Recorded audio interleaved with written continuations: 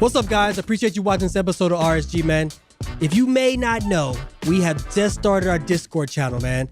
If you want to be able to sit down with us, have some conversations, have some banter back and forth, come see us. We have an active channel where you guys can talk with Justin and I regularly, and we have race predictions. And occasionally on Sunday, you'll be able to speak to Rod and I personally, and also we'll have guests. And when we drop any announcements or merch, that'll be the first place you can see it. And we'll also have some lucky fans be able to ask some questions to our guests. So hit the link in the bio. Justin Gatlin is the latest in a long line of sprint sensations to emerge from the USA. Gatlin got a good start. Look at this man coming through now. Gatlin. What a fantastic performance from Gatlin. It's all about Gatlin. Ultimate goal is to be one of the best sprinters in history. And what a fantastic performance from Gatlin, and look at the time. It's the American leading the Jamaican at the moment. He knows he is the world champion. Justin Gatlin is the world champion here in London.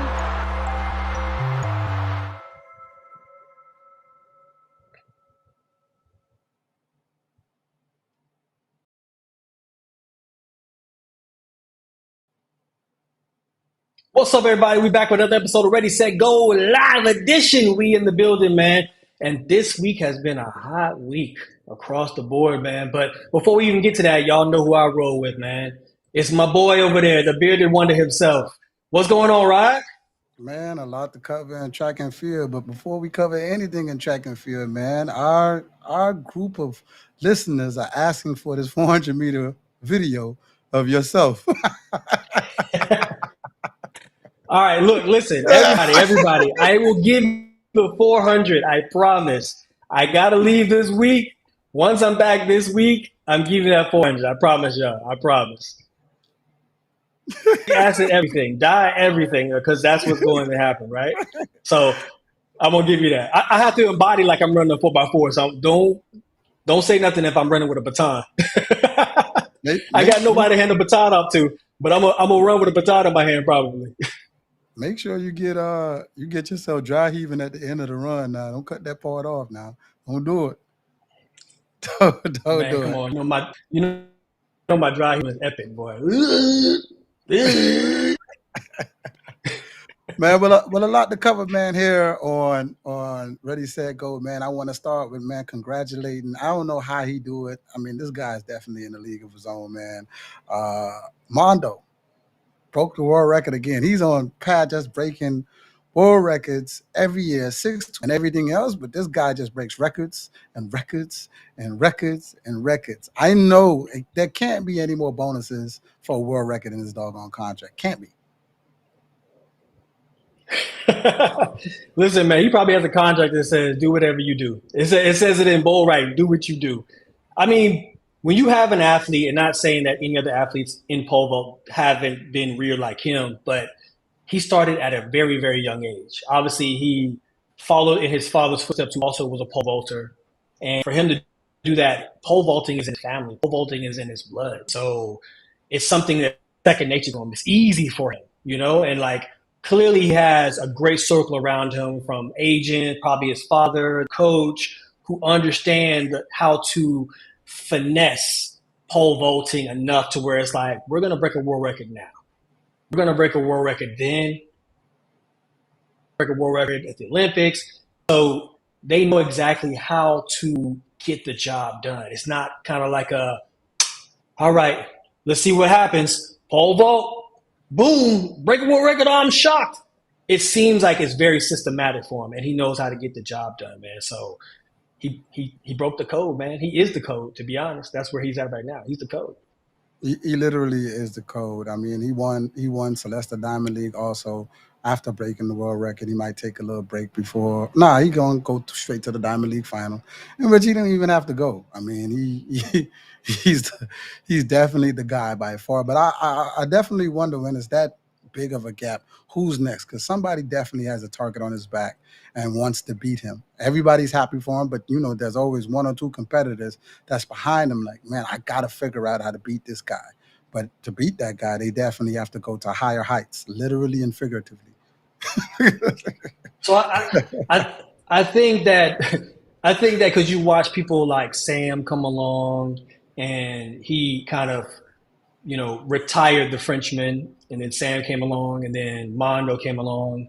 I think the next person that's going to come along is going to be of a different generation. Like, I think the generation right now doesn't have an answer or response from Mondo right now. It's going to be somebody who is watching, tracking, emulating Mondo, how he jumps, how he moves, and that person is going to come along when Mondo kind of starts to age out, and you'll see the next generation of poulter that's going to do it. Or it's going to be a very long time for somebody even gets to that height and does what he does. So we'll see, man.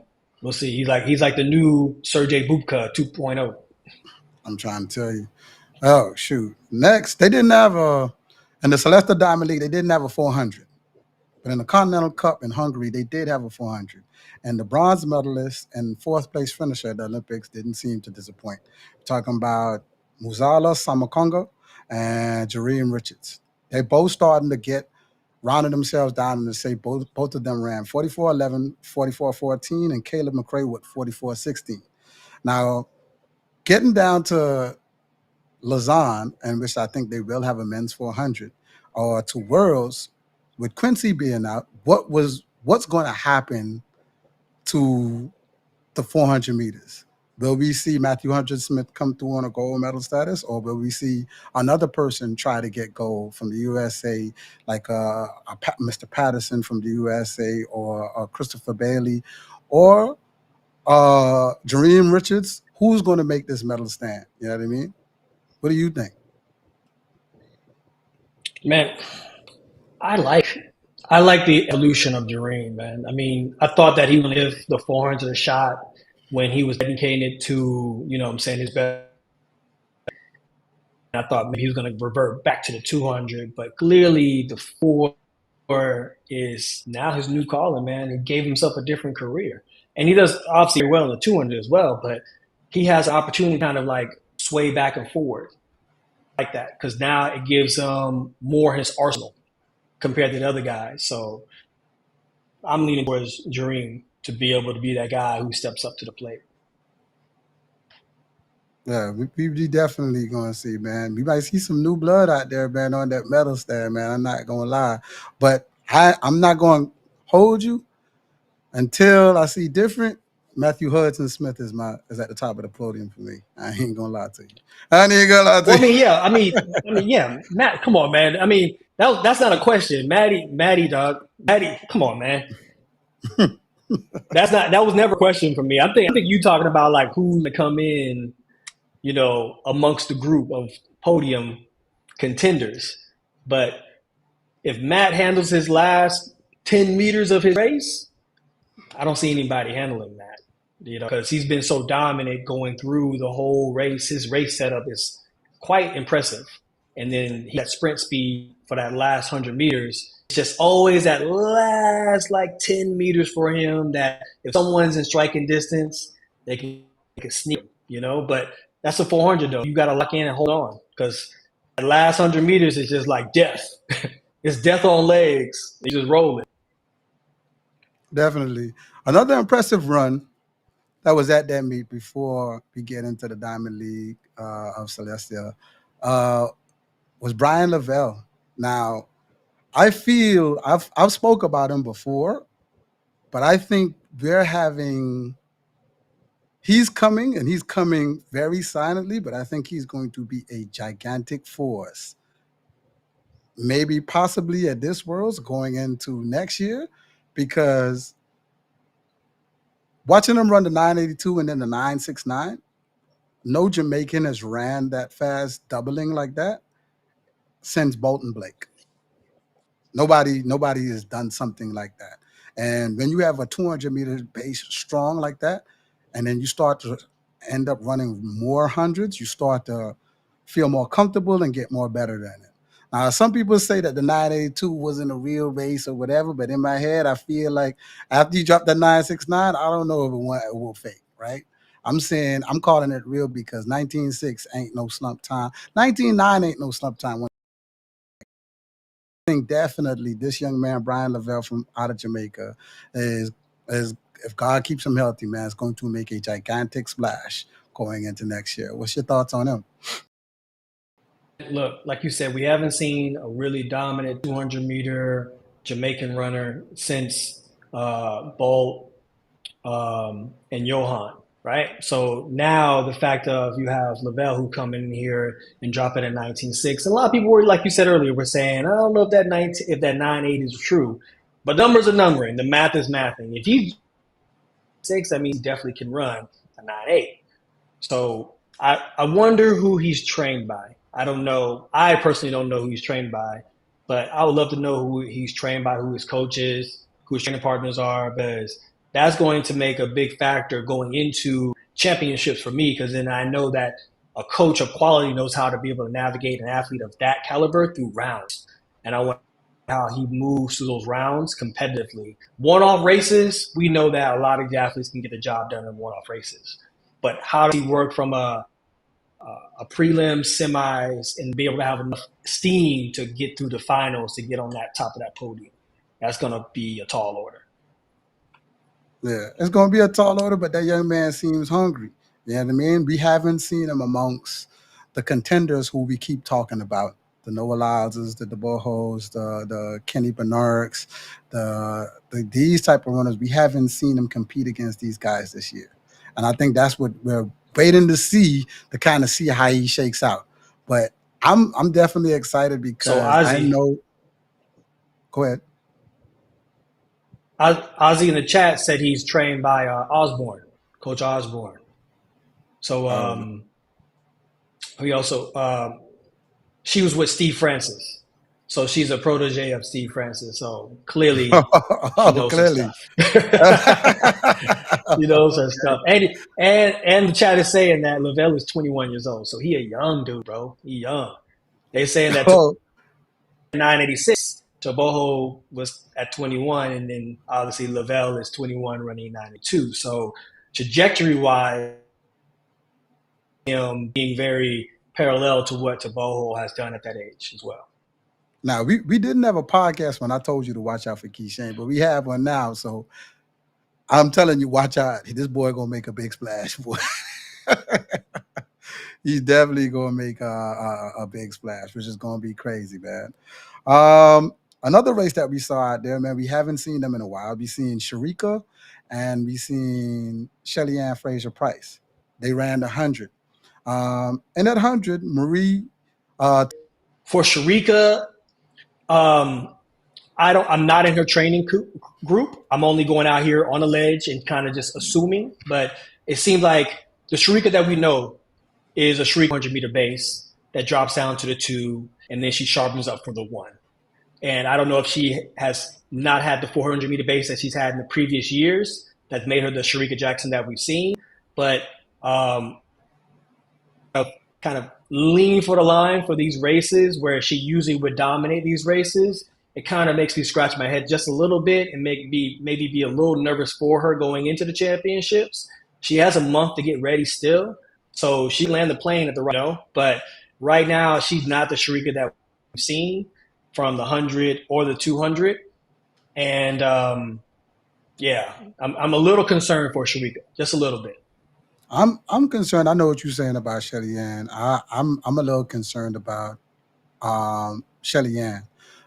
Yeah, she does sandbag for some races, but I don't think this late in the game, not being seen for a while, I'm feeling like she wanted to test her legs to see where she was.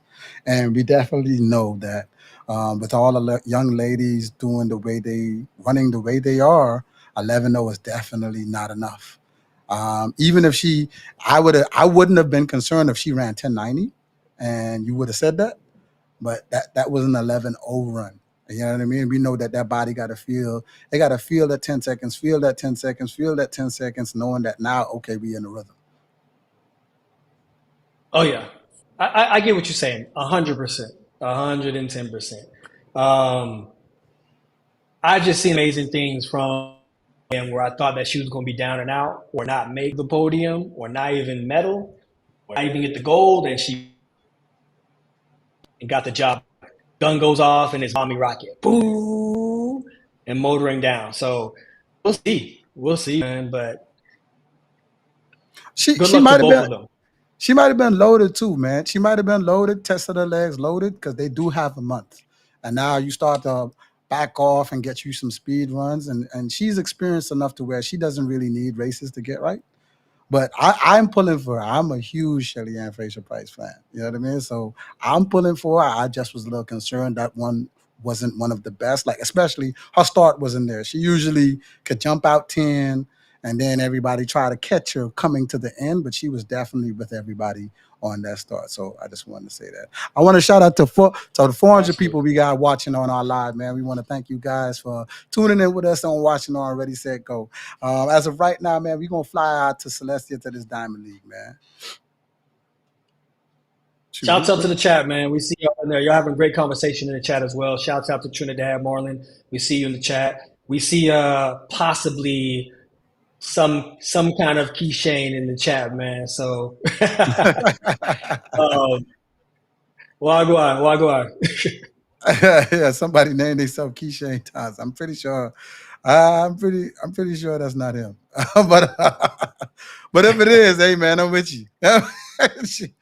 Anyway, man, we're gonna start off with the 800, man. Keely Hodgson, man, and I miss seeing her and a thing Mo go at it. You know what I mean? Because that was such a battle between them two. But man, listen, for this, she announced early on in the first Diamond League she was supposed to run in London. She couldn't run because she had a hamstring issue. But if she came out here to test her legs, she came out there and tested her legs in a grand fashion, running 154. She beat the world lead by far, 154.74, a 10th off her personal best. Man, an extraordinary run, wasn't even contested. Probably had like a 10-meter gap, man. I would say she doesn't have anything to worry about getting into Worlds, like getting a gold medal. She's the gold medalist at the Olympics, and she's looking like she's going to try to wear this crown again and have both crowns at the same time. What's your thoughts on the race? Man, she looks amazing, especially after taking so much time off because of her injury and then coming back to be able to run that fast, close to her PR. I mean, she has a month to get back into the shape that she needs to, which is even better than where she left off, and get ready for Worlds, man. So shouts out to Keely. She's doing her thing, man. I mean, she looks like she's dominating the race. She looks comfortable. She looked like she wasn't checking to see if she had any power or any issues. Because, you know, when you have athletes that come back after injury, they're kind of hesitant sometimes, especially going around turns or bends or kind of switching gears on that straightaway to bring it home. They kind of play it safe, especially for that first run. They want to test themselves out and say, okay. And then you see them grow into the second race or the third race, and then now they're back in the swing of things. But clearly, after injury or setback, she has been having a phenomenal practice, and she knows where she needs to be at. She knows where she's at, and she's right on target. So she's handling business. It's like a true professional when you understand your body. If you understand your body to the utmost, man, some people don't need races. They just need to train and be like, okay, I understand where my body's at. I don't really need to race as much. I feel like I could go out there and just test my legs with the nerves of the competition, with the crowd. I feel like I can just do that. But some people need about 2 or 3 races to get their body going to say, hey, I'm good. I done ran 2 or 3. I done dropped by 2 or 3 times, so I'm good to go. I'm speaking like that as if somebody like a Noah would need. He might need the races, and he says it. It's no secret. Noah says, I need races to be ready. And he is damn sure getting ready. But we'll get to that in due time. Shoot. Next at that meet, man, we had Cordell Tinch, the world leader, and the hurdles defeat the world and Olympic champion, Grant Holloway. Now, I've not seen Grant take this many L's in a year ever. ever. But we all know he only got to win the one that count. You know, yeah, he is a dominating force, and he dominated for a long time. But this is foreign for me watching Grant take this many L's in a year. What's your thoughts on that? And Cordell Tinch is a formidable opponent. Man, he's primed and ready to go, and he's showing it. What's your thoughts on that?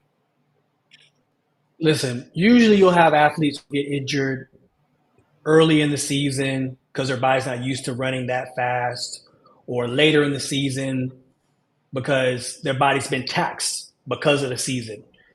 To get hurt mid-season and have whatever injury that Grant Holloway has, and he's working through. I think he's working through like a true champion, man. I mean, because you got to think about it. A couple races back, he got fourth. A race before then, he was barely even finishing the race. Now he's worked his way up to getting second, and it's a very comfortable second as well. Going 3:15, third place was going 13:15, and then third place was 13:20, and then obviously Tinch with a 13:0. But you got to also remember with Tinch already ran 12:8 this year, so he has a different level of confidence compared to all the other competitors. He knows that he has the talent, he has the speed, he has the in shapeness that he's ready to go out there and really dominate when the time is right. It's just the fact that the season is so long. It's like you want to jump out the box quick. I already ran 12:8. I'm trying to drop something now so I can go get my medal. Taking his time, he's working his way through it. To run 13:0 is a great time right now at this point in the season. And there's so many formidable opponents out there who are running similar times. You got your boy Rashid from Japan, who just dropped that 12:9. So it's not just Tinch out there who are capable. 12:92 is not just Tinch out there capable of running 13 low, 13:0, or sub 13. So I believe time is actually on Grant's side. He still has a month ready. He's just getting himself in shape to where he was once before. So for him, it's about getting that physical ready, but also getting that mental ready. He can't be stressed. He'll grow. He has to feel himself getting better. He has to think positive in the way like, all right, I got time to be able to sharpen myself up. And training is going to be so essential for him. He has to be able to get out there and really dial in and focus in training and get back to be. The young man representing Japan, Rashid, who just ran the national record of 12:92, he gonna have an extra boost. He got the home court advantage. When you home in Japan and you want to bear that flag, he's going to be the bearer of the track and field part. They're going to be looking for him to bring that gold medal because he's going to be the only one in the conversation high enough to compete with any of the big dogs. You know what I mean? If you don't have a Japanese 100 or 200 meter runner or a Japanese 400 meter runner, so he will definitely be that guy in Tokyo. So I'm gonna give him a few extra points. That's going to be a hard feat for Grant to defeat him, along with all the other challengers who are actually running well this year. So shout outs to them though. Shout out to them, boy. That's going to be hard. Shoot, man, the Viking is back. The Viking is back with a world lead, Diamond League record, basically with the alphabet behind his name. Behind his name. Man, he disappeared for a while, and he's one of those athletes who I say, you know what I mean, who comes back and just shows the world like they're good, but I feel like I'm better. You know what I mean? So he ran 46:28, which is definitely a Diamond League and meet record, and a world lead. We know we have the Santos and Rai Benjamin hovering around 46.6, 46.4, something like that. But he just dropped 2/10 up under them with 46.2. Man, the big three, I think this definitely is getting hot, man. I don't know. This World Championships, man, I feel like so much gonna happen. Possibly, maybe, I'm gonna say it now, maybe 4 world records might fall.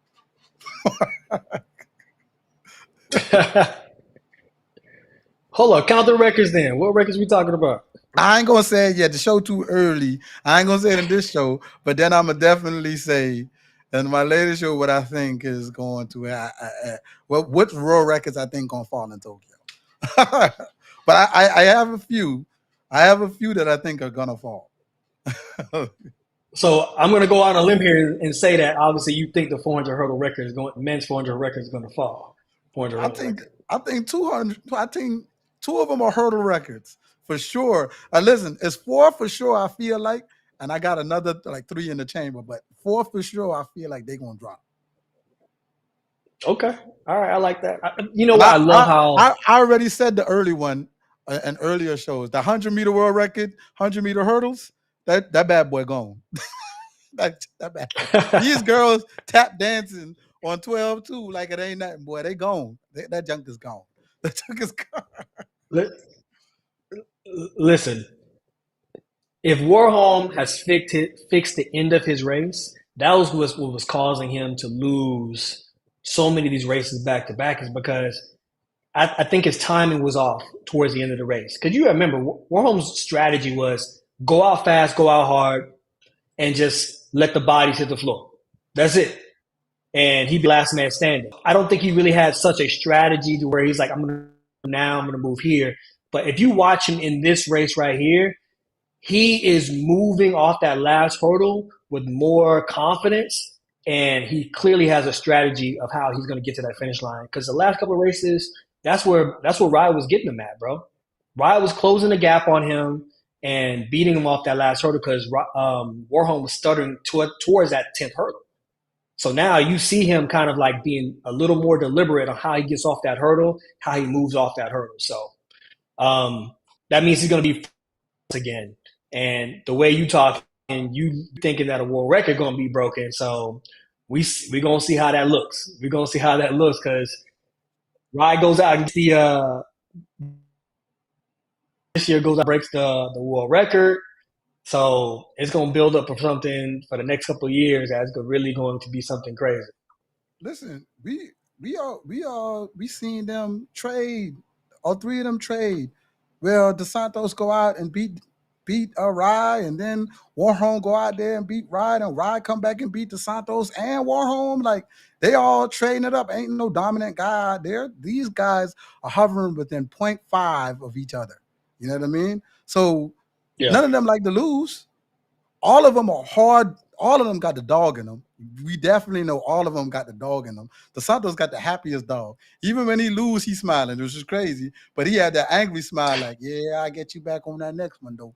He that guy that know how to fight, that smile before you fight, but will beat your ass.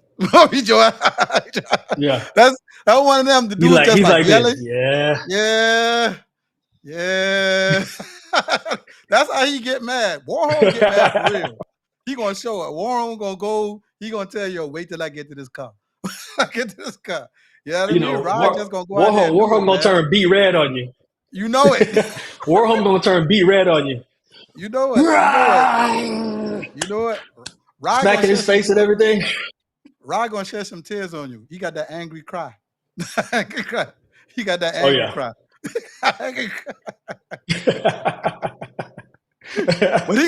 But after that cry, he gonna whoop your ass.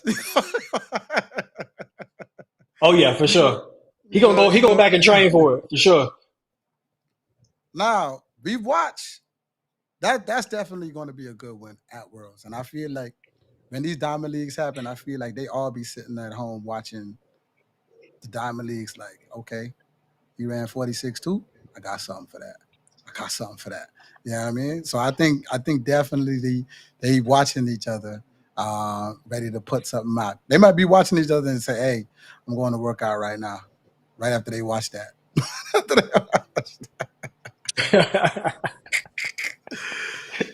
Shoot. Another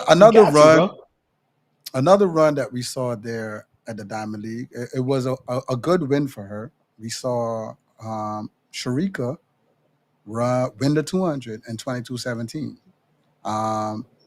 We seen what's the name lead her off the turn, Dalilah.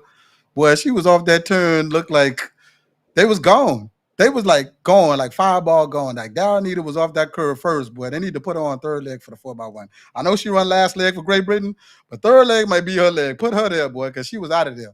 She drug her off that turn, and then Shericka started to try to make her move, but she couldn't really shake them like she usually do. It was a close win for her.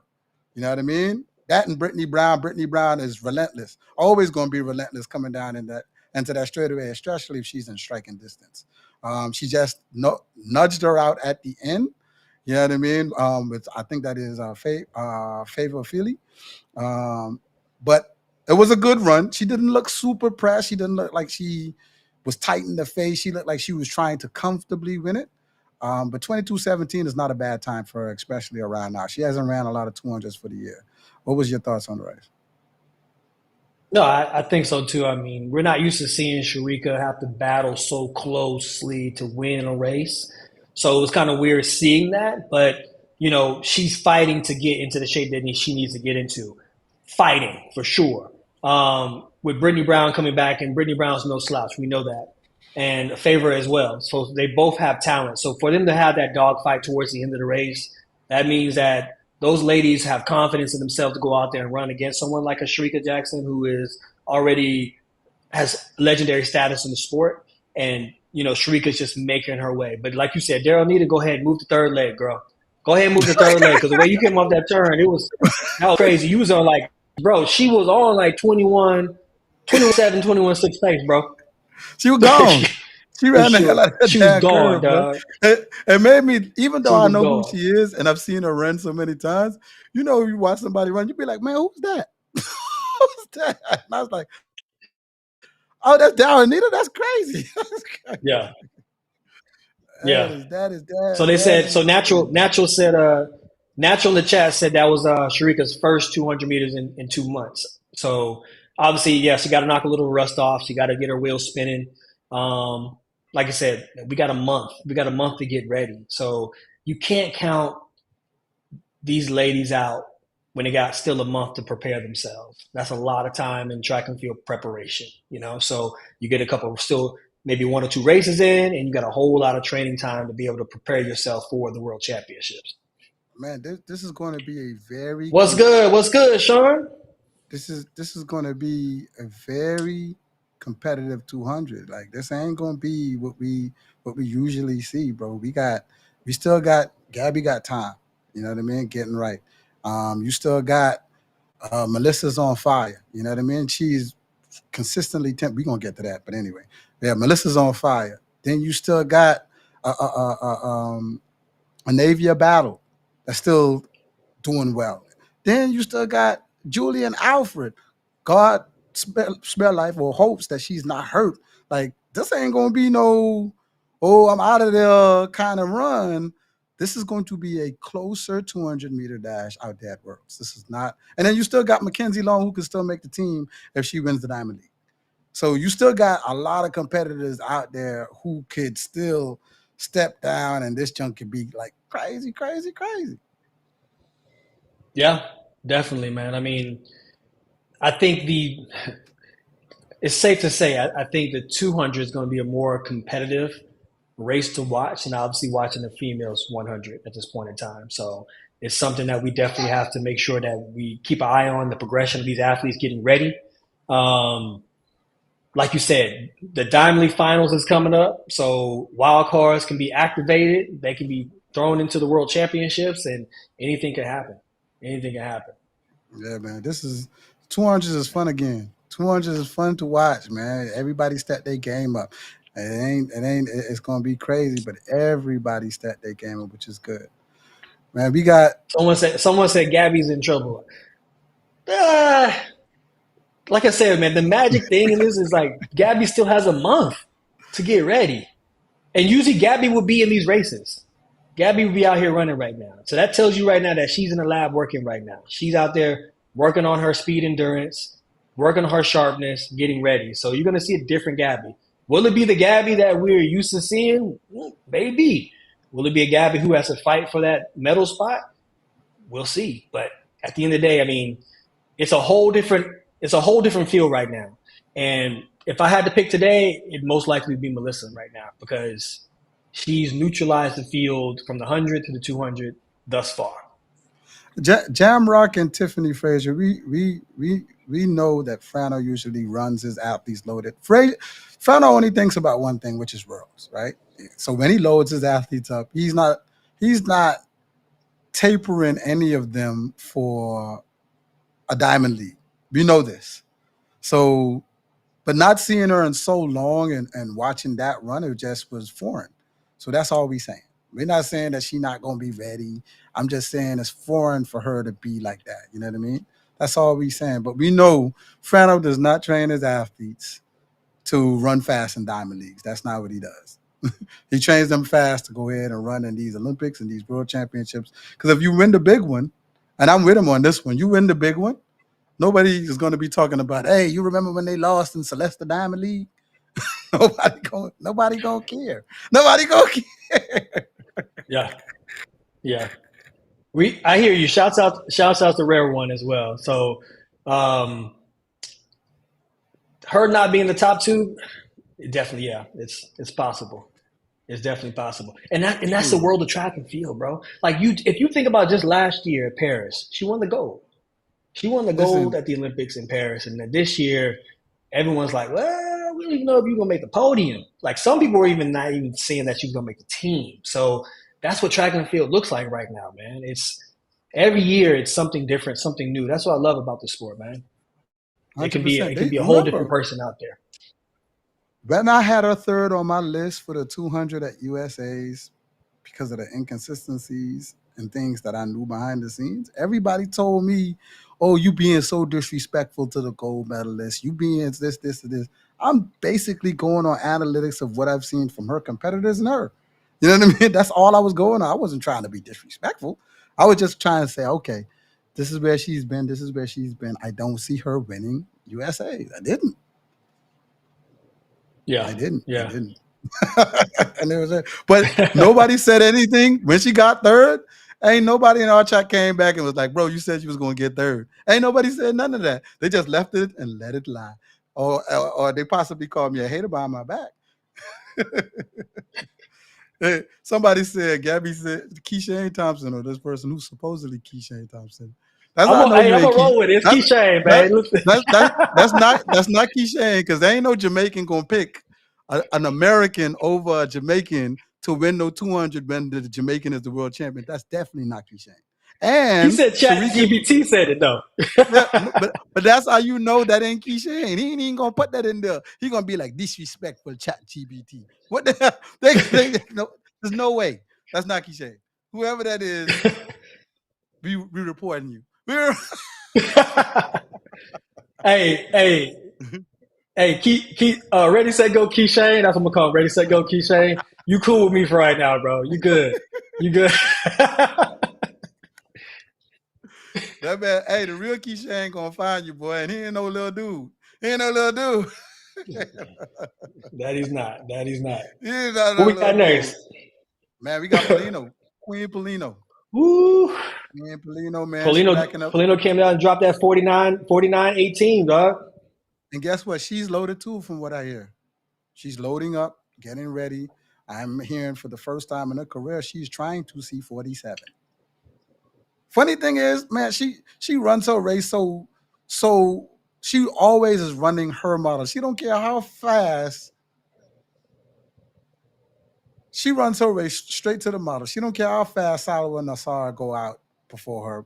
She just worries about running her pattern and finishing the way she does. And her stride then got to be like 9 feet.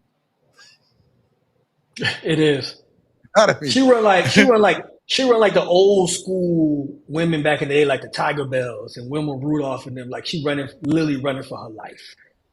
You know what I mean? Like the way she pushes off and moves off the ground. Like I love the way Paulino runs, man. Like, but like you said, the confidence in her to realize, like, man, if you watch that race, NASA was like clearly out in the head, and her to have enough energy to be able to run her down the last 50 meters and pass her, that tells you that she still has enough left in the tank. Definitely moving forward. It's going to be very, very hard for anybody at this point in time to beat Paulina at the World Championships. That's what we're looking for. I see we have a lot of fans who like Sid, who say Sid coming for Paulino, but we got Paulino fans in there saying it ain't happening. I personally think I like Sid, but if you look at their win-lose column, I think Paulino has her. But y'all better respect Paulino, man. Y'all better stop playing with that lady, man. Listen, she ain't no slouch. Now, given this year, Sid ran what was Sid's fastest time? 48.7? That's what she ran this year? I believe so. Something like that. But listen, man, Paulino gotta tell us real quick. You know what? They gonna go check it out. But I'm just saying, man, Paulino don't look like one to let Sid come and easily take that crown. If Sid get the crown, Sid gonna have to snatch that bad boy. This ain't gonna be no 400-meter hurdles where she went in by 10, 15 meters, boy. She gonna be gassed. She gonna be on her back. This gonna be one of them type of runs, stride for stride, battling all the way to the line. man. And that's Nassau gonna lead the way because she's gonna be out in front of them 10 meters to that first 200. All right. So entertain me on this though. I'm gonna speak on this fact. One thing we do know about Sydney is that she is a strategist. Her and her coach, Bobby, they look at the playing field that they're going to be on. They watch how their competitors compete, and they figure out a strategy that neutralizes their competitors, right? So we've seen her do it over and over again in the 400 hurdles. The rise of Sydney, she watched Dalilah run. She knew how Dalilah was going to make her moves, and she had a way to be able to combat that. And then once the coast was clear, she was able to dominate. Femke Ball came into the picture. She was able to neutralize Femke Ball as well. So we know that Sydney's going to come with strategy. And if you watch Sydney's last race, she didn't have that little bouncy hitch that she usually has because she's running a 400-meter hurdle race. She started to run real smooth. Like she literally started to run a 400. That's how she looked. So I'm not going to sit here and say that Sydney don't have an opportunity to go out there and win. I think that she looks and watches how Nasser runs and how Paulino runs, and they pretty much run their textbook pattern race all the time. It seems like Nasser has a certain way that she runs, and she's stuck in that same race pattern. Now, at the end of the day, it's hard to break and hard to change your rhythm when you're beating 99% of the world, right? So Nasser has to go into effect of thinking like, I have to beat 1%, which is the Paulino. So she has to be able to go back, rebuild herself into having a different strategy to go out there and beat Paulino, right? Same thing with Paulino. If Paulino's out there running from the front or winning races pretty comfortably, she's not going to change her strategy either. She's going to have a strategy to go out there and win that Golden World Championship, but does she have a strategy to be able to combat Sydney? Sydney hasn't ran that many races this year in the 400, and we know that Sydney don't need a lot of races to run, her respected race. So I think that when Sydney shows up, Sydney's going to be ready to be able to kind of battle for that top spot, bro. I'm just saying, like, she has that strategy. She's known to have a strategy. She's a hurdler first. 400 is a little bit different for her. And I know she's working on that pattern, but you're comfortable in the pattern knowing that I am in a realm in the 400-meter hurdles that only I can run in. You are not in a realm in the 400 meters that nobody else can run in. You've had 3 or 4 ladies or 5 ladies run exactly what you ran who could compete. Now, we've seen, I'm not saying Sydney is a slouch. We've seen Sydney split 47 seconds. We've seen her run, but we can't see somebody like, what would Paulino split if she jumped on no 4x4? That girl run 48-1. What would Nassau run if she was on a 4x4? They don't have teams stacked like the USA to kind of see that type of talent to where they can go like that. You know what I mean? And that's what gives Sydney the grace because she could get that 4x4 goal, split an amazing time like a 47, just like Femke Ball. That's why they're going to get it. But they don't have teams in their countries where they get she split this or she did that. That is going to be a very, very hard feat. I have Sydney getting the bronze medal, bro. I ain't even going to front. I ain't even going to front. I think in a realistic world, I see Sydney splitting them, though. I see Sydney splitting them. You know what I mean? Like, I think Sydney can get the silver for sure. You know what I mean? I think Sydney is definitely a threat. So, I mean, we know how Sydney operates. Like if she ain't happy, she's going to go back and try to fix something. And I think that she wasn't happy with her first performance in the 400 early in the season. And she went back and fixed what she needed to fix for nationals and got the job done, dropped an even hotter time. So, and for whatever reason right now, I feel like NASA started the season off way too fast because she hasn't got back to the NASA that we saw early in the season, which was like a 48-7 kind of runner. And we haven't seen that from her this season so far, you know what I mean? So I'm wondering how she's going to navigate herself for the rest of the month going into Worlds because Worlds going to be taxing. You got them 3 rounds, bro, and you already like tired sometimes during her certain races. I had a chat. Sydney going to have to definitely go somewhere she's never been. You have Salwa who's ran 48-1 and Paulino who's ran 48-1.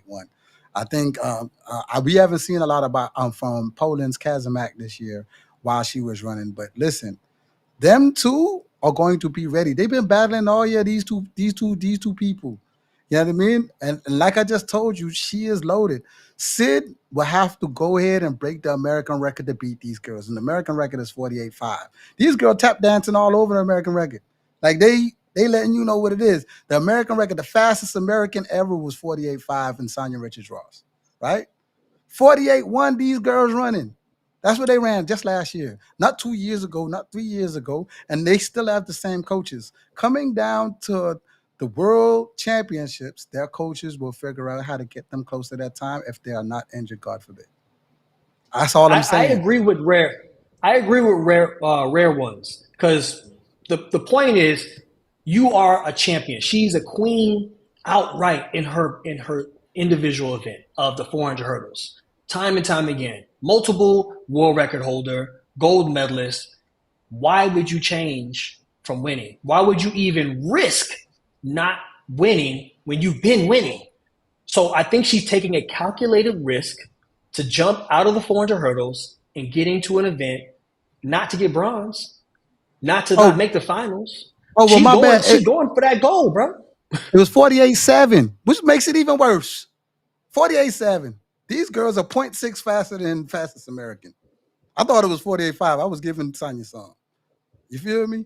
And Sonya is amazing, by the way. I ain't no shade at Sonya at all. Yeah, she gonna be on our show too.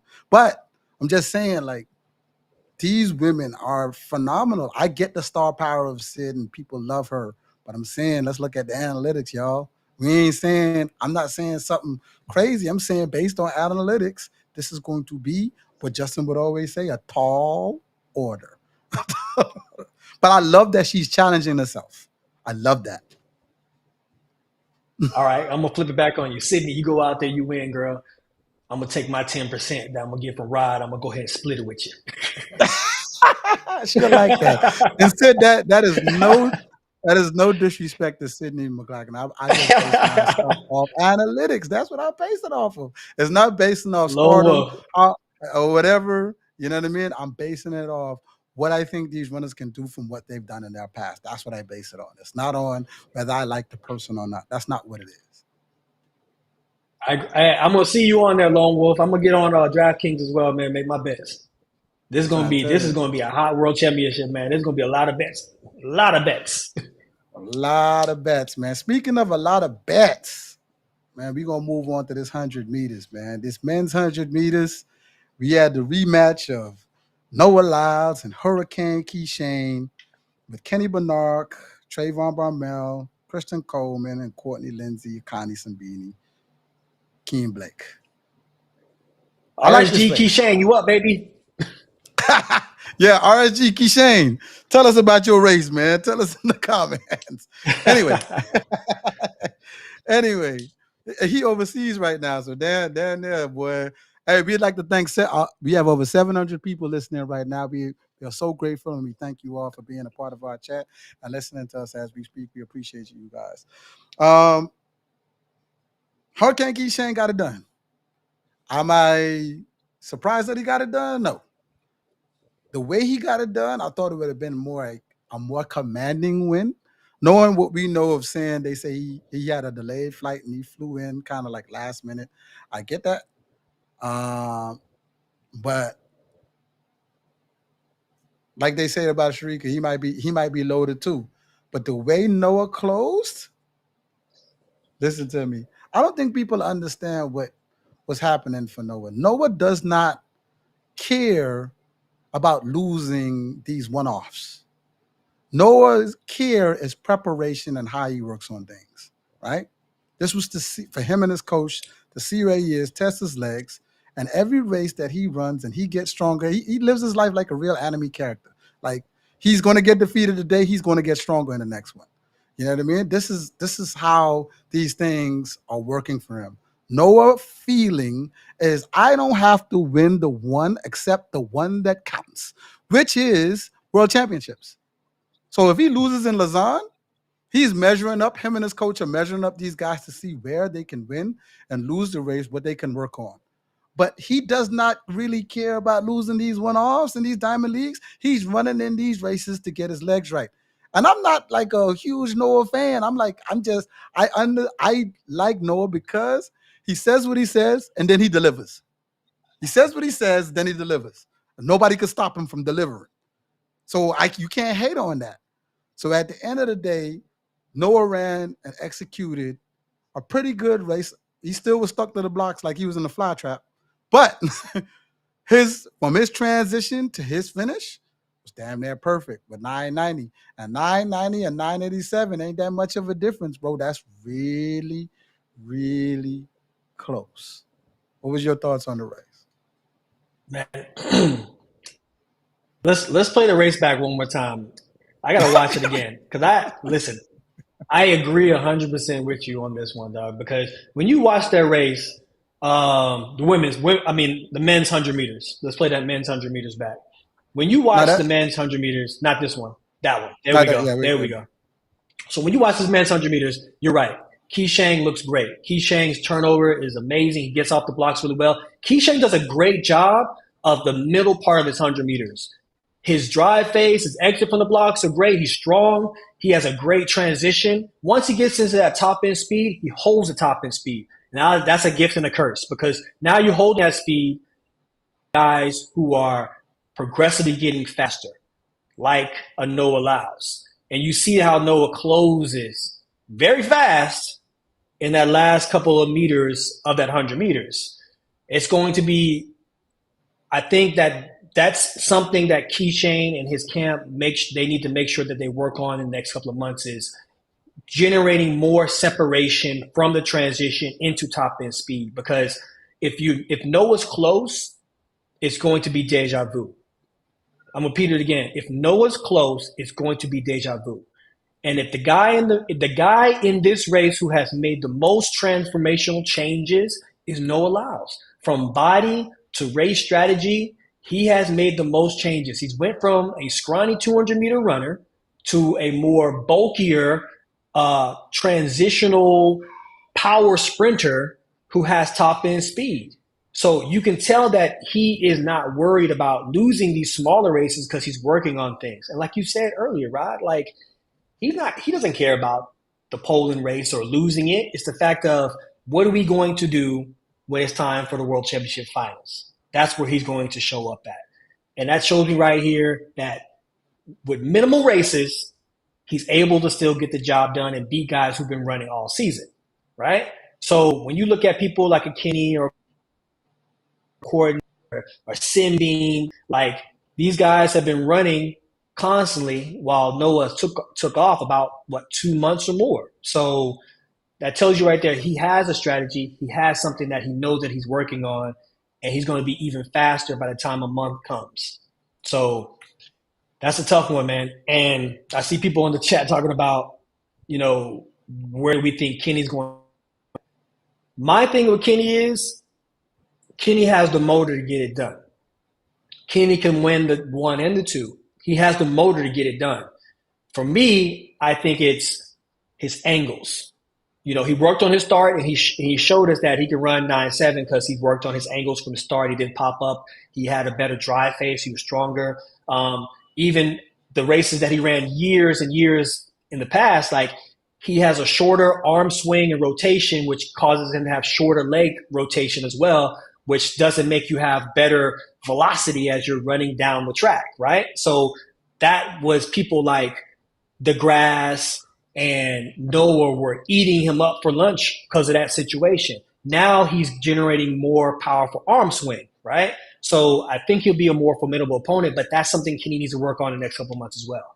Be more comfortable with having bigger arm swing. It gives you more rotation with your legs, and you'll be able to power down the track, especially in those last 20, 30 meters of those races, because that's where it's going to count the most. For Kenny, this was his real test, right? He was running against the other guys who were very good opponents for him, but this was his real test. His real test, he went up against the gold and the silver medalists, right? He ran 996, you know what I mean? Which is not a bad time, you know what I mean? But after running all those rounds and his body going somewhere that, like, in a long time in a year that it hasn't been, I think that his body might have been a little taxed going into this Diamond League. Was he able to have the greatest showing? No. But everybody's going to be listening to Kenny now because he was the beginning of the year star, right? He was the only guy running fast times and looking for people like Kishane and Noah. Then he said things like, oh, when I race Noah again, he won't beat me. But Noah beat him. So, this is definitely going to make him look a little different. So now he said something again that people will be looking for. He said, next time I get on the track, you'll see me making PBs. People are going to be looking for that. If that doesn't happen, then people are going to be looking at him kind of sideways. The difference between him and Noah going to tell you something, and Noah going to do that. If he say, hey, I'm going to slap you in the face, he going to slap you. He gonna slap you. And then watch you look at him like this. Like, I mean, so that's the difference between those two gentlemen. You know what I mean? It's just we're watching one compete, trying to beat the other one, and the other one who knows he can beat that one. Like in his head, he's Noah's not competing. He's like, I know I can beat him. It's like it ain't like a question. And that's the difference between them two. But that's because Noah's so confident, because as much trash Noah talks and how cocky and arrogant people feel that Noah's that guy who is sitting at home and watching races over and over again. He's not just watching his form and technique. He's watching Kishane. He's watching every guy he has to run against or formidable opponents. He's watching what their flaws are. He's watching what their strengths are. And he's going to practice to figure out how to be able to neutralize him. He's thinking like a champion, y'all. I'm just letting y'all know. He's thinking like a champion. So when y'all see him do these magazine covers and everything, don't get twisted thinking like this is what he's doing all day and he's just so in his own head and feeling his own self. Noah takes this really, really seriously, dog. And it's going to be hard beating somebody like that because they're always going to figure out how to have a way to beat you or know what your weaknesses are so they can beat you. So it's going to take somebody to elevate their IQ to a level to say, okay, Noah, this is what you're doing. This is what I have to do to beat you and neutralize you. Listen, I've heard Aaron Brown say something the other day, right? A spider or whatever they call him. He is like, the finishers usually win the gold. He's like, dudes who have a 200-meter base usually win the gold. And he did his research and he went all the way back. He was like, rarely do you have dudes who are solely focused on the 100 go ahead and get their 100-meter gold. And I think he said the last one was 2003 in Kim Collins. And the one before that was 1996, Donovan Bailey. You know what I mean? People can say Maurice Green, but Maurice Green could run 19 seconds in the 200. People can say Christian Coleman, but Christian Coleman could run 19 seconds in the 200. So they don't count. People who have that type of strength is going to be great finishers in that 200. And that's the only thing we haven't seen. And I think that's one of the reasons why Kishane could get pulled back by somebody who has that type of strength. That's what makes Shericka so strong, because she has the 400-meter base. Yeah, I agree with you. But what's your thoughts on that? Go ahead. I think the confidence of Kishane tells me that whatever he's running at practice isn't what we've seen in competition yet.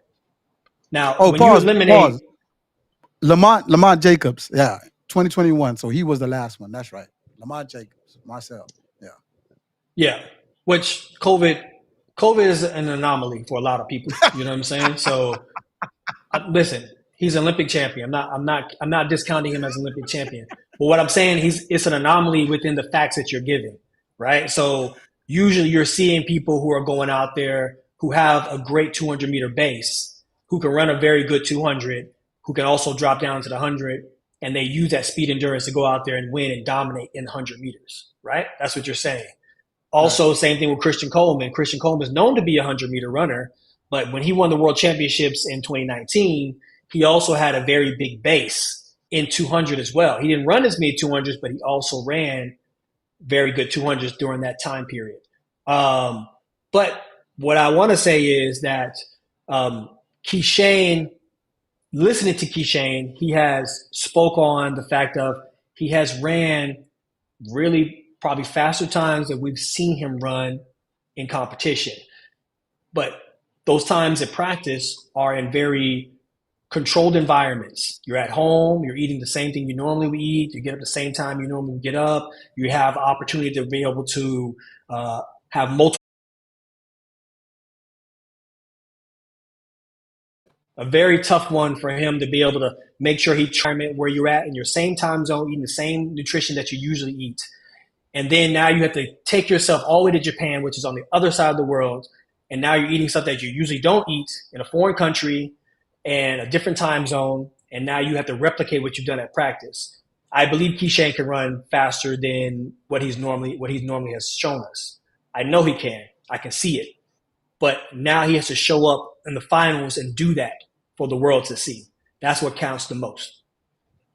Now, I don't want to get our listeners in a bunch. I ain't gave out no medals. I didn't say Noah getting the gold or somebody else. And I know we still have a Masai out there in Oblique Seville. I know he's out there.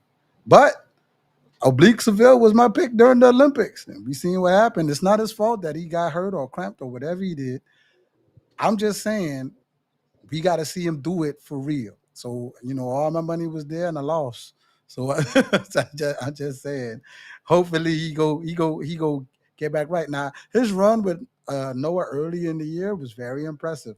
He runs his 9.8's probably the most comfortable that I've ever seen. Just easy 9.8's, putting up the one finger and everything. Somebody of his stature handling 100 like that is amazing. But I definitely gotta see him do it when it counts. That's it. Look, we're not writing anybody off. It's huge. It's exactly what we want to see. Of course, I'd like to see a little faster, but again, 990. I beat the people I needed to beat. Of course, Kishane is one of those people where if he beats me, I'm not going to be sulking around. He's a great competitor. He's a very fast man, so I still feel like he's in my pocket. Next time we race, I'll have something even better.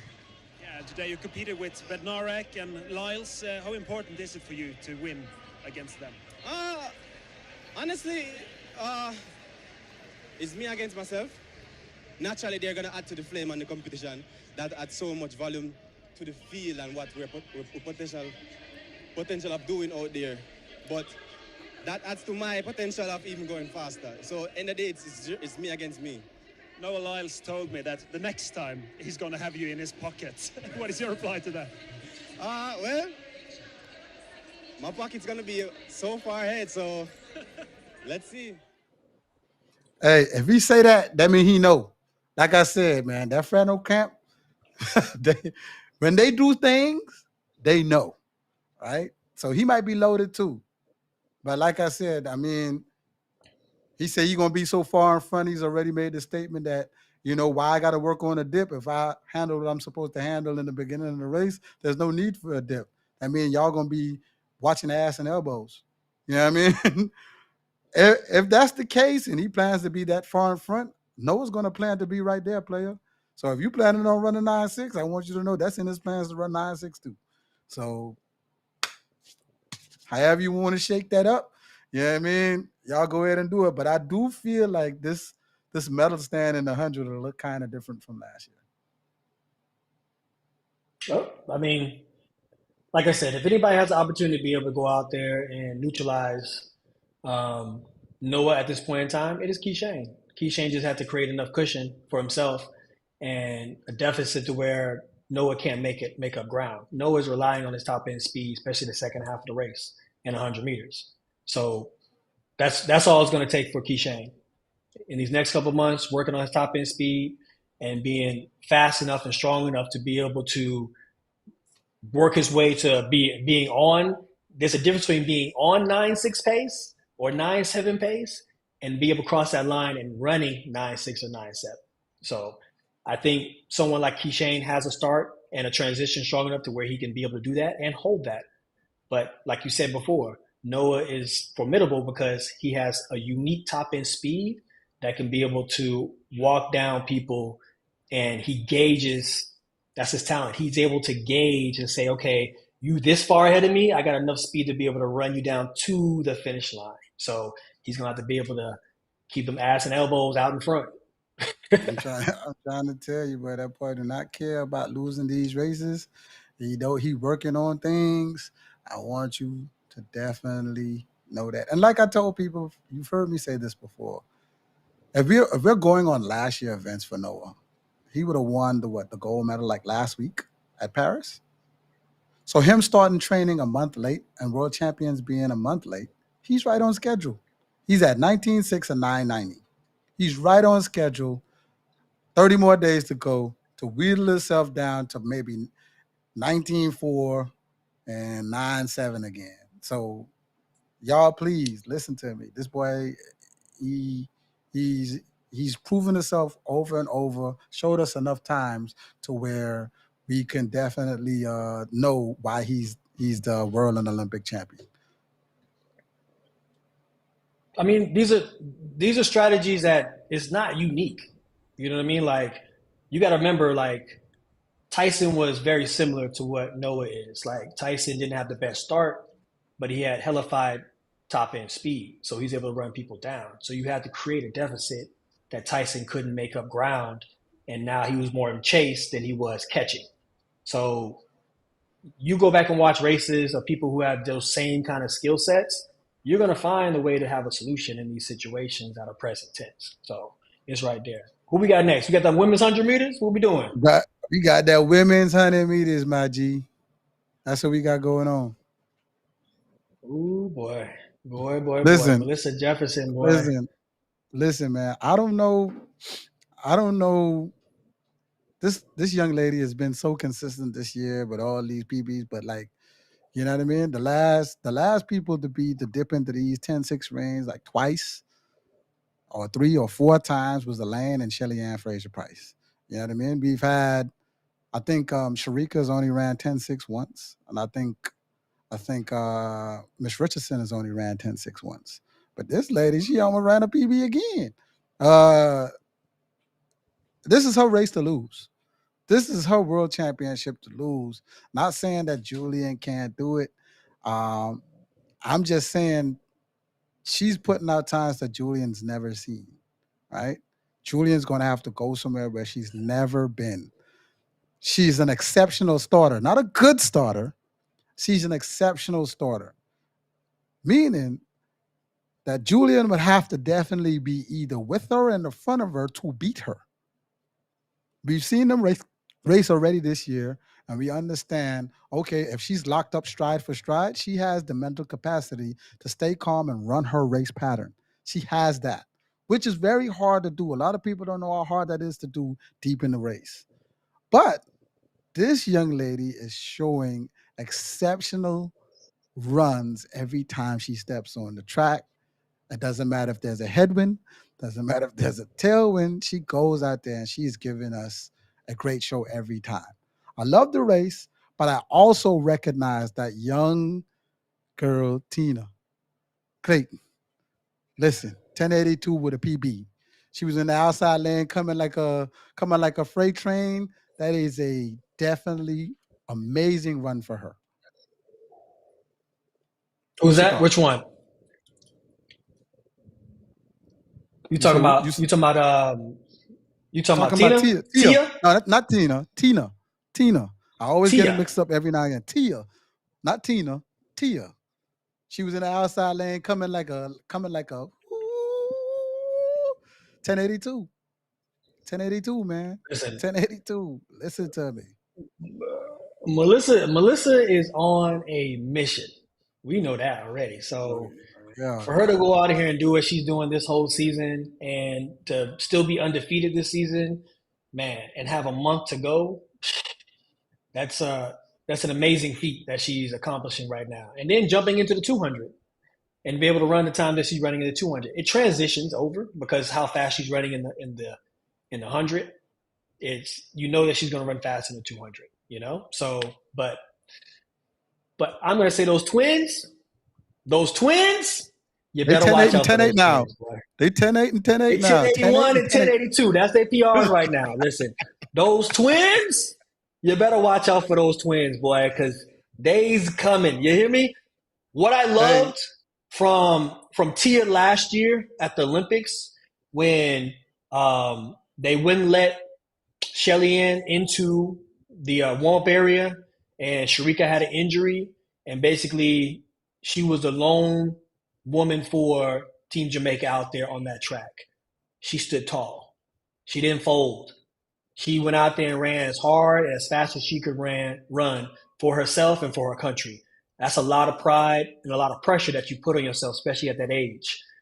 And then to know that her sister is double backing this year and saying, look, my sister ain't just fast, I'm fast too. So for them to have a PR of 1081 and then 1082, I'm telling you right now, these twins, they're coming. They're coming hard, Doug. So Nike lucked up when they signed them both like that, boy. That's crazy, boy. You usually you sign up some siblings and they both tearing down like that, boy. That's crazy. That's crazy. Usually you have one that's little, but they right there, boy. They like it's crazy. Question for you. This is a little off topic. I don't know how this would go, but you definitely gonna have on Team Jamaica the OGs and the changing of the guards. If you had to set up a 4x1 relay with Shericka, Shelly, and the twins, how you gonna run that 4x1, my boy? Oh. I'm gonna listen. This is a real team that's a mixture of veterans and newcomers, right? New generation. I'm gonna put the vets at what they're best at. So I'm putting the vets. I'm putting Shelly-Ann out the hole. I'm putting either twin on the backstretch, and I'm putting Shericka on the turn for third, and I'm putting the next twin to bring it home. Because right now, the two twins are the fastest right now out of the Jamaican females. So to be able to have that top end speed on that backstretch is going to be critical to be able to maintain momentum going down back for the relay, and to be able to know someone like Shericka who's going to maintain that speed on the turn because she's done it for so long at a high level. That's just going to click for her. And then to be able to bring it home, once again, they in 10-8 shape. There's not a lot of women out there who have a complete quartet of females who are going to get that stick around to them in a timely manner to be able to say, we jockeying for gold.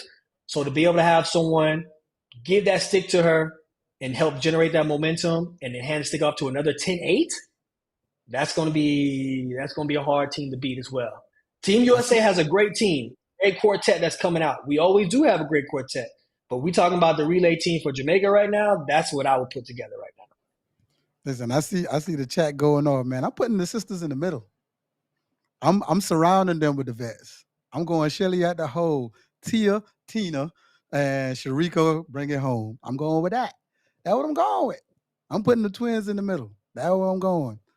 I'm gonna need them to burn up that middle. Burn up that middle. Listen, you got 10-8 on that backstretch. That's where TT gonna be. I'm gonna need somebody to match that type 5 power. Not all of them can, but I'm saying I'm gonna need that riding in the third too. So they're gonna need everything they need if the USA and their quartet get these batons around with the kind of leg speed that we're seeing right now. We could possibly see close to the world record if they got good exchanges, which is crazy because the leg power that they have is amazing. It's amazing. We seen a team without any of the runners on it right now run 41-6 or something like that early in the year. So I'm just saying. I'm saying, man, that's my order right there. You're gonna have someone like Shelly-Ann out the hole, who's we know has a great start. She's gonna step up to the plate. We know that for the team. She does very well under pressure. She pops it off, twin down the backstretch, Shericka on the turn, twin down the home stretch. I got you. We gonna see what they do. If they do it my way, I'm gonna need you J3As to send me my 10%. But put them twins in the middle. Moving on, man. We got man. Shoot, you know when she do this, you know what that mean, man. We talking about your favorite race, Mr. Gatlin. Which race would that be, sir? What is that mean? That's the women. That is the women's 100-meter hurdles, dog. Man, and who does this? Who does this, man? Who told you this is what they are? That's Queen Masai right there. Queen Masai. She letting you know. She let you know what it is. She said when she came back, she was coming back to dominate like a Grant Holloway and dominate like the people who she know dominates their races. And listen, she is proving that to be. Now, the funny thing is, this is probably one of the fastest hurdle races, maybe gotta be in the top 3 in history, bro. These women were flying. I love watching Tonee Marshall get that second place. But Nadine Visser, she didn't clip that hurdle.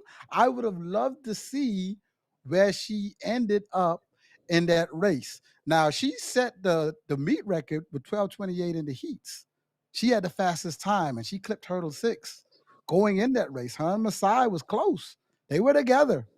But then I don't want you to forget about the world record holder who was on the outside, who closed like a freight train also, and Toby Amasan. This race was so fire. If you even go and try to break it down, and this was like the who's who. You had the former world record holder, Olympic champion. It's just ain't no running. This was an exciting race, man. This race needs to be a lot bigger than it really is because it is amazing, man. Give me your thoughts on what you thought that race was going to be. 12-1? 12-1 and a bunch of 12-2s? Come on, man. So like let's just talk about overall. When you talk to hurdlers, right? Hurdlers will tell you, past and present, when there's a hurdler that has found their rhythm, they are damn hard to beat. Everybody's just probably like, look, it's their time. It's their time. Alan Johnson will tell you that. You know, Terrence Shamel will tell you that. Grant Holloway will tell you that. David Oliver will tell you that. It's the fact of once a hurdler finds their rhythm, they are locked in with that rhythm. It's so hard to beat. It's hard for them to slow down, and they always constantly just speed locked in. So what Masai is doing right now, I think a lot of people felt like, oh, when she ran down in Miramar at the track down there in Grand Slam, that had to have been a fluke. Like, how are we going to have a 12-17 and a 12-19? That's crazy. Then Masai got a little banged up, had a little injury, had a couple setbacks along the way. Then she went overseas. Well, she won nationals, then went overseas and dropped another 12-1. So that's telling you right now that she's legit. She's on a roll. She's comfortable. And she got past whatever injuries and knickknacks she's had. She says, I am her. I'm still going to do me. I'm going to show you all that this is the shape I'm in. Catch me if you can. But what I must say about the whole field itself, the women's 100-meter hurdles is changing right before her eyes. And Rod, you can attest to this. We have seen women who have made teams and got on top of podiums who have ran 12-4. Now you can't even get in a race running 12-4. You see what I'm saying? So at the end of the day, you're seeing these ladies running 12:24 to get second, 12:25 to get third. 12:3 is like a normal time now. You know what I mean? So this is a change of what we're seeing in the women's 100-meter hurdles. I love it. I love it, dog. And you have some of these young ladies out here who have went out there and PB, have never ran this fast before in their life. I got to give a shout out to Aaliyah Armstrong. She has been working so hard, didn't have a contract to even begin with, and now she's out here dropping 12-3s, 12:32. Same thing with your girl. She over there, Tonina Marshall. Man, Tonina Marshall has been running 12-4 all season. That girl dropped. It went out there and dropped one. You know what I mean? So, boy. I love to see the emotion when they do it, man, because like people don't understand. Like you could train so hard, the numbers could be numbering at practice, but at the meet, you just don't see it. I've watched people run damn near the world record in practice. I won't say their name because it hurt too bad, but I've watched people do some things like that, get on the track and then fold. You know what I mean? They can't get it done. You know what I mean? Which is crazy. This is crazy. But the women's 100-meter hurdles, people saying it's American sweep. I don't think so. You still got a Kieran Nugent out there. I don't want people to sleep on Toby Amasan, bro. Y'all need to watch the second part of this lady race. All she got to do is catch the first 3, and they got problems. Toby Amasan, let me clear this up for people. She was in lane 8 because she only made it on time. And you seen what she ran in the final? Y'all better stop playing with this girl because they going to sleep on her and she going to bust your head in your sleep. Play with it if you want to. I'm just saying. Just saying. Listen, man, I'm just saying, like, this is, for me, going into World Championship, this is the race I'm thoroughly enjoying to watch, because when you have competition, you know what I'm saying, week in, week out, like these women do, they know they have to run fast. Every week, every race, they have to run fast. Almost every race is some kind of like setup or order of a World Championships or the Olympic finals. It is. So iron is sharpening iron here. And that's why you've seen the progression of these women running faster and faster and faster. So this is what I love about track and field. When you have athletes who are not scared to compete against each other, and they're going to line up with each other, and they'll just say, hey, today wasn't my day. But like let's just say a Kira Nugent. Kira Nugent got, 7th in this race. That doesn't mean Kira Nugent's not good or she fell off. It's the fact that today wasn't her day. It's the fact that, but for sure, because the dog in Akira is that she's going to show back up. And when she shows back up, she's going to show back up with that fire. And same thing with all those other women as well.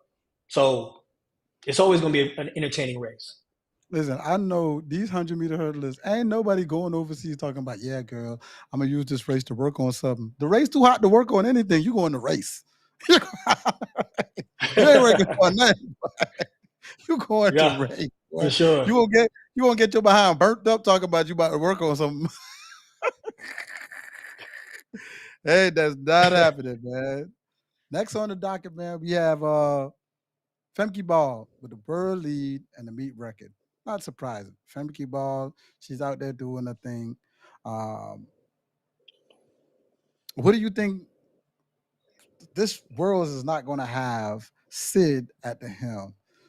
You know what I mean? We still got the silver medalists out there who can win. Femke Ball won in a commanding lead. You know what I mean? And then we got the former world record holder, Dalilah, out there also, right? Do we think Dalilah could match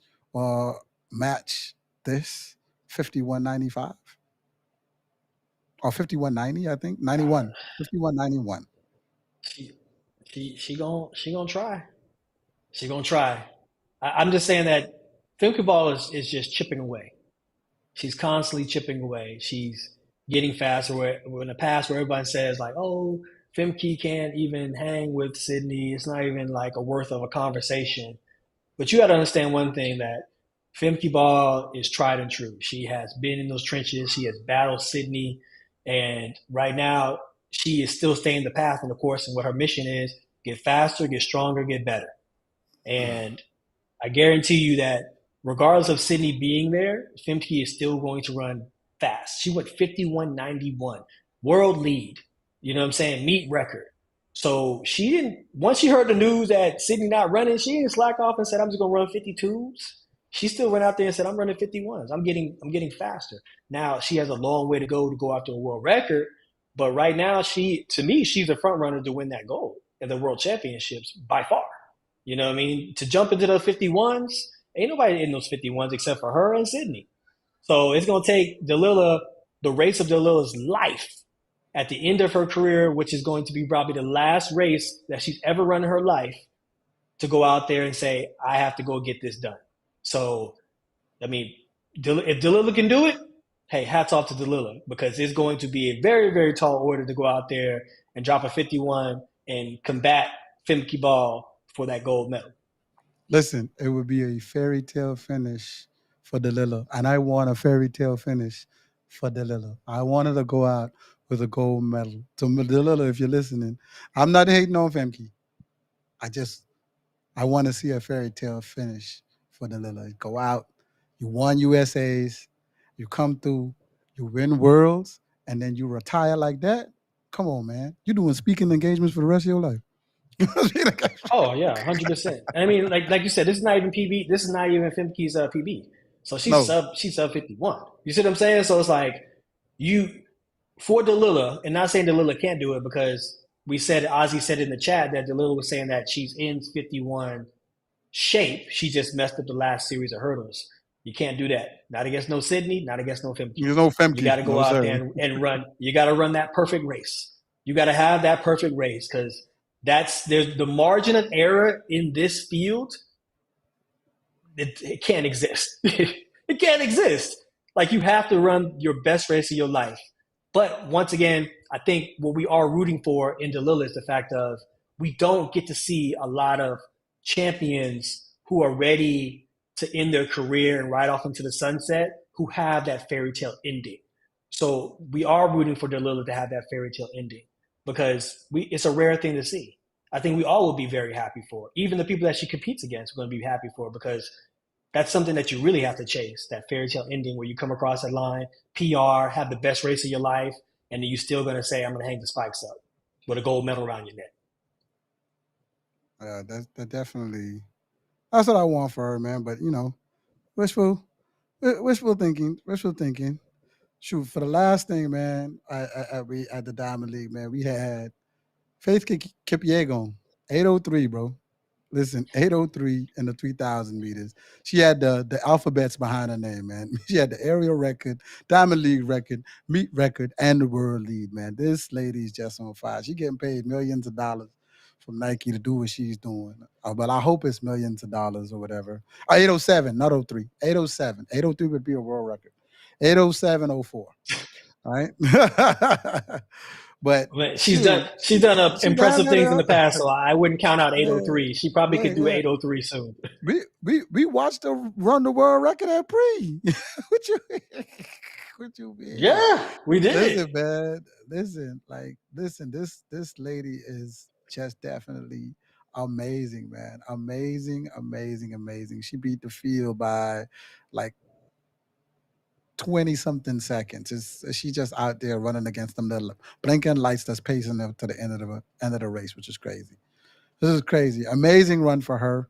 I'd love to see somebody get a little bit closer to her so she could have some competition. But I'd love to see that for Mondo too. You know what I mean? I'd love to see that for Mondo too. So we could have some real competition. But that 3,000 meters, boy, listen. Whew. That lady's on fire. Ladies, ain't nobody beating her. That would be blasphemous to say somebody is going to be even close. I'm an idiot. I'm not even going to do it. We had some outside of the Diamond League. We had some notable contenders, man. Down there at NACAC. NACAC is going around right now on my island, Freeport, Grand Bahama. That's where I'm from. If nobody knows where I'm from Freeport, Grand Bahama. We had Jerome Blake. Breakout Stadium record running 9:95. Akeem Blake had the record before that at 9:98. But Jerome Blake is starting to come along really strong now. He's ran 19 at his trials, and he's ran 9:95 down there at NACAC late in the year. Is he going to be a possible factor at Worlds? He's a larger gentleman, and this is his second 9-second legal run for the year. What are your thoughts? I mean, of course, he's going to have to run faster and more consistent at Worlds, you know what I mean, to be a real factor. But I see him as a legitimate sub-10 runner now. I think that if he didn't false start or had whatever debacle he had at his nationals in the 100 meters, he probably would be double champion. He probably would have won the 100 and the 200. It's his time right now, especially for Team Canada. I feel like he's the top dog right now. He's handling business. He's been dominant. He's shown that he can get the job done. And I've seen the maturity in him because I trained with him. So shouts out to Moose. In the beginning, I think that he didn't realize the talent that he did have. And now he recognizes that he has that talent. And he's able to control it within the world that he's in right now, which is for Canada, having consistent runner like that, that's necessary for them. So he's that top dog, I think, in my mind right now for Team Canada. Man, another notable performance that was down there at NACAC, man. Shoot, this Handel Robon. This young man ran 142.87 in the 800, broke the championship record by 3 seconds. Brandon Miller was second with 143.15, which is very fast times to be at a regional NACAC meet.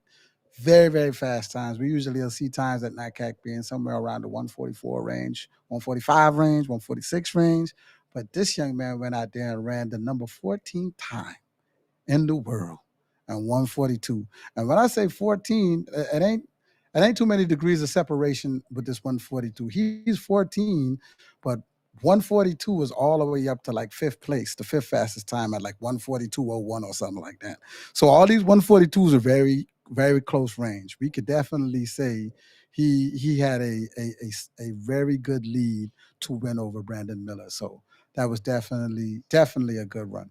Shout out to Antonique Strong, man, our gold medalist in the 200. Yeah, I mean, she won at home, man. Antonique, shout out to you.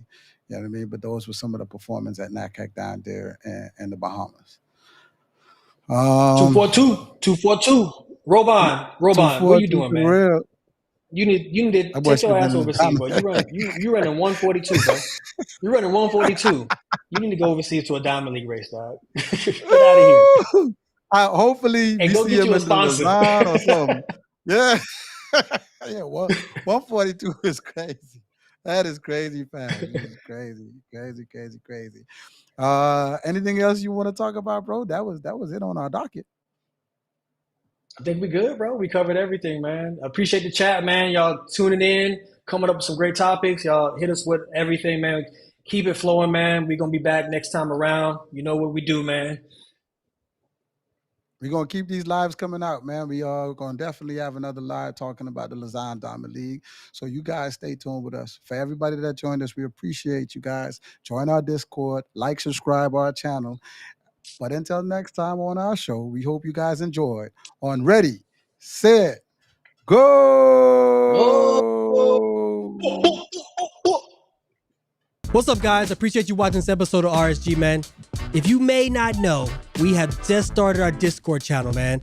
If you want to be able to sit down with us, have some conversations, have some banter back and forth, come see us. We have an active channel where you guys can talk with Justin and I regularly, and we have race predictions. And occasionally on Sunday, you'll be able to speak to Rod and I personally, and also we'll have guests. And when we drop any announcements or merch, that'll be the first place you can see it. And we'll also have some lucky fans be able to ask some questions to our guests. So hit the link in the bio.